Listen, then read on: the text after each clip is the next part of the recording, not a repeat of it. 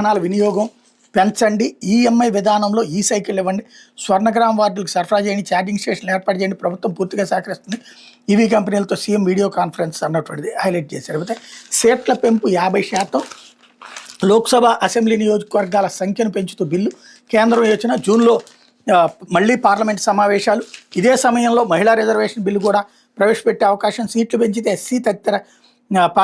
SP తదితర పార్టీలు ముందుకు రావచ్చని అంచనా, ఈసారి ఎలాగైనా బిల్లులు ఆమోదించుకునేలా వ్యూహరచన, ఏకాభిప్రాయ సాధన బాధ్యతలు ముఖ్యమంత్రి చంద్రబాబుకు, జూన్ 9కి సర్కార్కు 2 ఏళ్లు అన్నటువంటిది హైలైట్ చేశారు.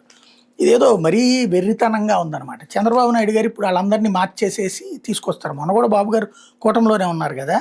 ఇంకోటి 50% సీట్లు పెంచడానికే కదా వాళ్ళు ఒప్పుకుంది.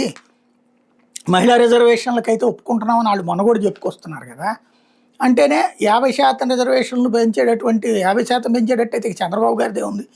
ఎట్లాగో ఇప్పుడు బీజేపీకి మళ్ళీ బెంగాల్ కూడా వచ్చేసింది, తమిళనాడులో కూడా సీన్ మారింది, డిఎంకే ఎంపీలు ఇటు మారేటటువంటి అవకాశం ఉంది, డిఎంకే కానీ. కాబట్టి బీజేపీ మళ్ళీ వాళ్ళతో మాట్లాడుకుని బిల్లు ఏమైనా తీసుకొచ్చే అవకాశం ఉంది. కాబట్టి ఆ క్రెడిట్ చంద్రబాబు గారికి ఇచ్చేటటువంటి నీచ రాజకీయం అన్నటువంటిది ఆంధ్రజ్యోతి చేస్తుంది అన్నమాట.